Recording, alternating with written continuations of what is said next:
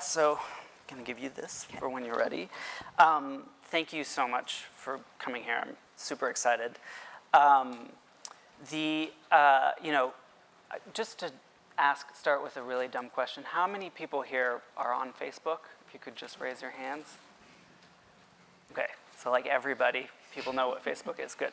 Okay, Facebook is obviously about building and growing your community, but it's also a place where people go to tell people that they love and their friends that they're okay in an emergency. It's also a place that they go to help raise money for causes they care about, and it's also a place that they go to ask for and offer help when they need it. So you are the director of, the design director for social good at Facebook, and we're going to get to what that means in a second, but why don't you just tell us, since we've had this theme of journeys today, how you got to Facebook and sort of what your personal journey to get here has been. Sure. So I was telling Matt a little earlier, not to go too far into details, but I studied graphic design in undergrad, and my first job out of college was working for the Chicago Red Cross. And in all the naivete of a first job, I set out to redesign their website. And I cut a bunch of content and re-architected the site and gave it a visual refresh and launched it, at which point I realized I had absolutely no idea if it was better. And, okay. and I just really didn't. We had no behavioral data of clicks. We didn't know what people were coming to the site for, didn't know if they were able to find the information they were looking for. And this kind of was a very pivotal moment for me of realizing that I wanted to get much closer to understanding the people who I was building for. And this kind of set in motion then going to graduate school at Carnegie Mellon to study interaction design, and from there to Google, where I worked on web search and ran the design team for Google Maps, and the viewer side of YouTube, and then on to Facebook. Right. And about 3 years ago, Facebook announced that they were going to be starting a team specifically around social good, or trying to have positive real-world impact. Yeah. And I jumped at the opportunity. So let's stick on that. So what does social good mean at Facebook and from Facebook's perspective? Yeah. So we have four. So first of all, the goal of the social good team is to have positive real-world impact. People are already doing a lot of good on Facebook, and our job is to build tools to make these things easier. And we have sort of 4 lines of work that we're operating in right now. The first is fundraisers, and at 2 billion people, Facebook is the largest community of activists and donors and volunteers mobilizing to raise funds for the causes that they care about. We also work in crisis response. As Matt mentioned, in a time of crisis, Facebook is one of the first places people turn to mark themselves safe, to share updates, and to check on family and friends, and to help communities recover afterward. And also, in countries where blood supply is short, people come to Facebook to request blood donations. And so we were trying to help solve the world shortage of blood supply. And then the last is around mentorship and support. That generally, we think of Facebook as being a place to connect with people you already know, but we've also started to draw connections for people outside of their social circles to get support and mentorship and inspiration. So how do you decide what areas you're going to work in? How do you decide that mentorship is a place where you can, where there's not only interest, but you can actually build a product that will help people achieve the connection?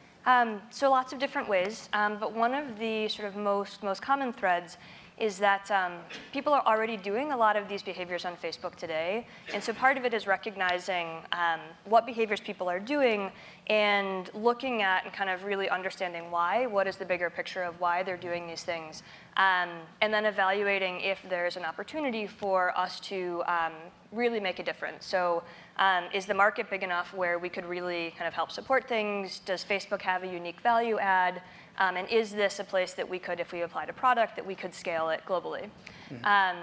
And in addition, because we are focused on just kind of real world impact, making sure that it does have kind of all of those pieces to make real world impact. What kind of metrics are you thinking about potentially being asked about once you decide It really depends per product space. Yeah. So Facebook's mission, which we recently changed for the first time in a very long time, is really about bringing people and communities closer together. And so that is a common theme across all of the work that we are doing.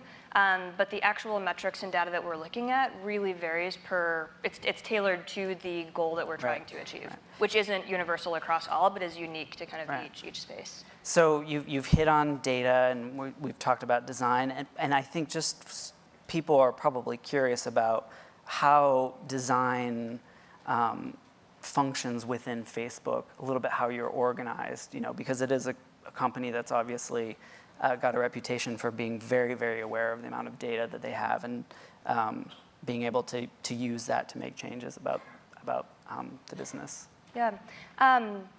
So we've heard several people talk about kind of how design is organized at their company. And at Facebook, we are kind of very interdisciplinary product teams working together to build products. And this would include, any given team would include a combination of a designer or designers, engineers, analysts, data analysts, UX researchers, content strategists, and many other disciplines. And these teams are really working together to create great products. The role of designer that we see in particular is really helping shape the value of the product that we're building, who we're building it for, also making sure that it's easy and intuitive to use, and ultimately that it's well crafted and a great experience for people.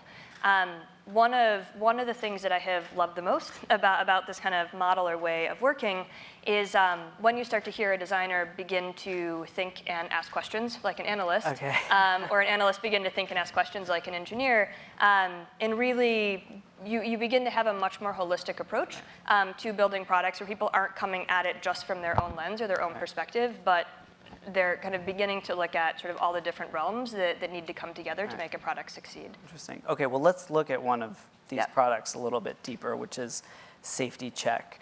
I think we have a video. We do. Let's roll it. Okay.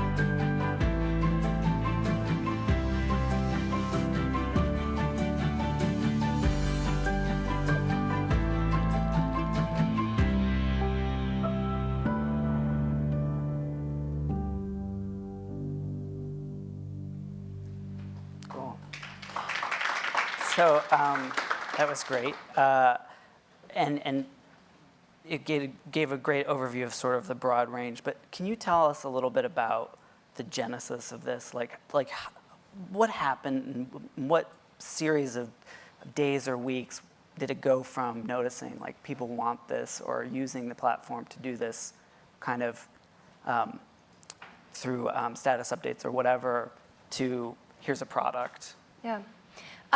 So you saw a little bit of kind of the evolution in the video, but the initial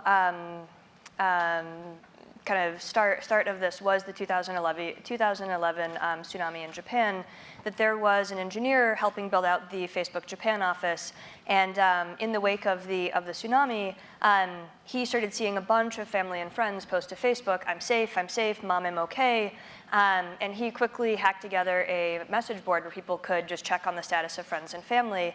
And then in 2013, a team at Facebook picked this up as a product and tried to make it into something that was interwoven with Facebook and was something that could be applicable to disasters around the world. And in 2000 and, maybe getting my years wrong here, in 2014, we had our first launch, which was for Typhoon Ruby in the Philippines. There, I mean, I guess kind of from there we kind of rolled out several launches, and then expanded after the Paris attacks to account for man-made disasters or intentional disasters as well. But one of the really key pivots happened in 2016, that the first version of Safety Check that was built, anyone in the impacted area, so we had an incoming stream of crises and a location, and anyone in that impacted area was served a blast at the top of prompt at the top of their feed to ask if they were safe, and then when they said yes, their friends and family would be notified. But it was a super manual process on the back end, where people at Facebook had to look at the incoming stream of disasters, had to, relied at the end of the day on an engineer waking up to a pager alert in the middle of the night and activating Safety Check. And we really wanted to make Safety Check a much faster and resonant and relevant experience for people that could work for any crisis, any community in any crisis.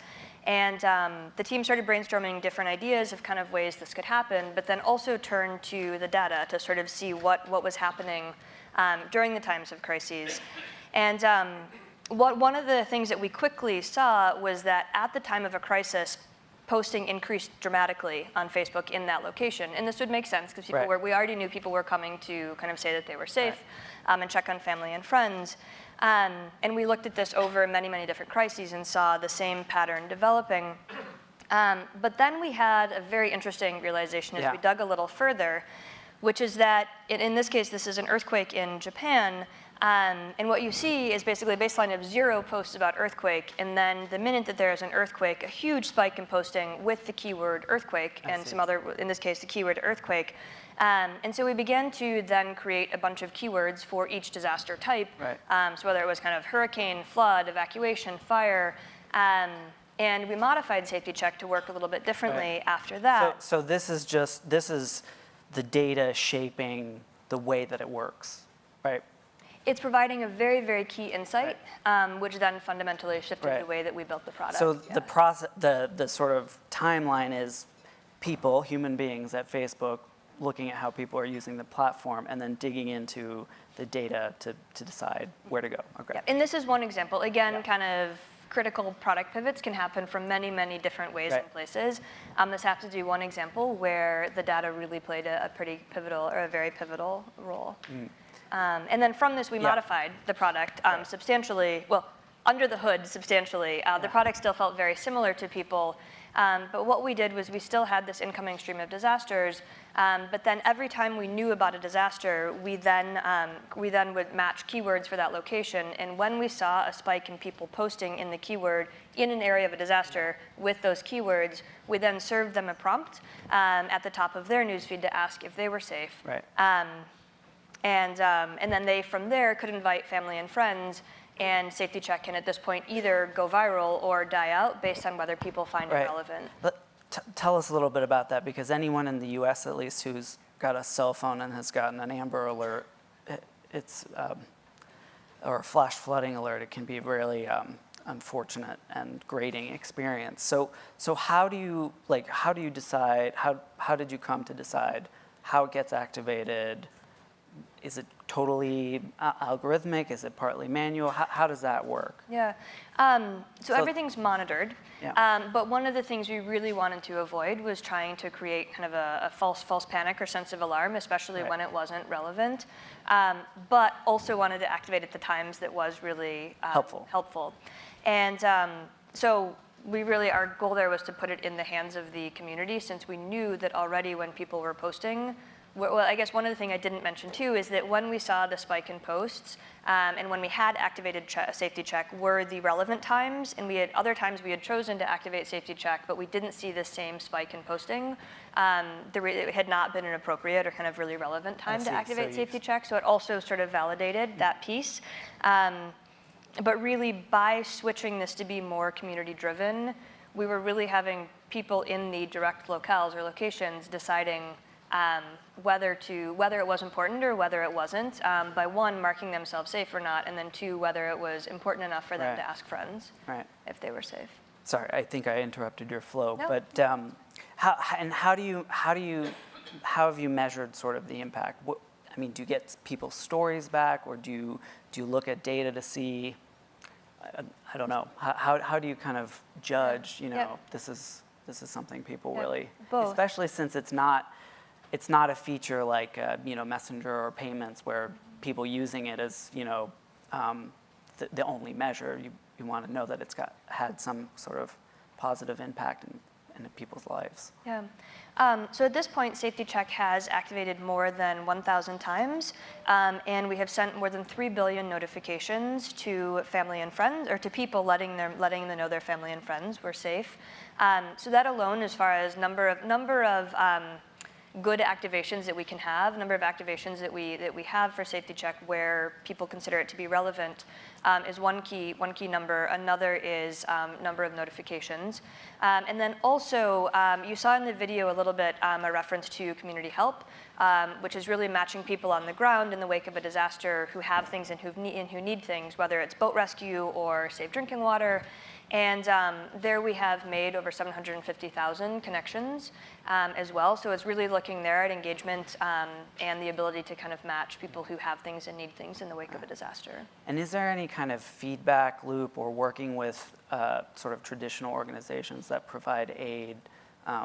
You mentioned the Red Cross at the beginning of your career. Yeah. Is that something that you guys do? Yeah, absolutely. And just recently, we also announced that in community help, different governments and organizations can also post directly into community help to offer critical information to people, as well as supplies, whether that be shelter or, again, kind of safe drinking water, anything they need. Let's see if we can get a question in from the audience. If anyone has a question, just raise your hand. Yes, the tall gentleman there who looks like he maybe plays the bass guitar. Hey, Brian, I was just on the subject of health, do you see future applications for your data in healthcare, doing partnerships with healthcare operations where you can look at, people's habits on Facebook and the things they're interested in, or, like you can see warning signs or behavioral analysis that you can then sync in using AI? Is that the kind of thing you're looking to do with the technology?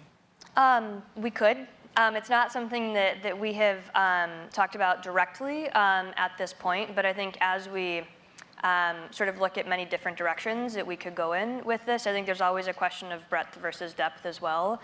That with health, we've started off with trying to solve the world shortage of safe blood, and that's kind of a first place where we have a lot of work to do.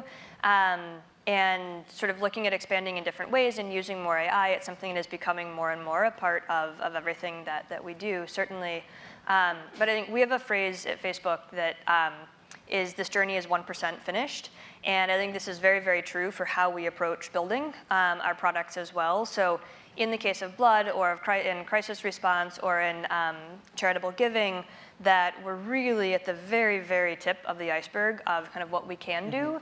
And people are always evolving, the world is changing, context is shifting, AI is coming in, that there are all of these different factors that kind of make it a place that is constantly evolving. And so there's lots of work to still do.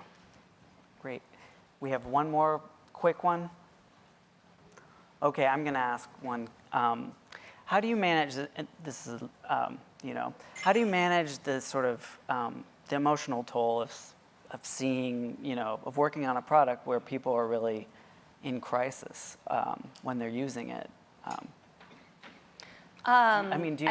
I guess I really haven't considered it as much of a toll Okay. as sort of very, very motivating and inspiring for the work that we do. We do a lot of work with research as well, and spending time with people on the ground in the wake of a disaster, understanding how they've used our tools, how they've just coped separately from the tools, and it's actually served as a much greater sort of a source of inspiration. Okay, good. All right, I just have a dark disposition. All right. Please join me in thanking Elizabeth. Thank you so much. Yeah, thank you.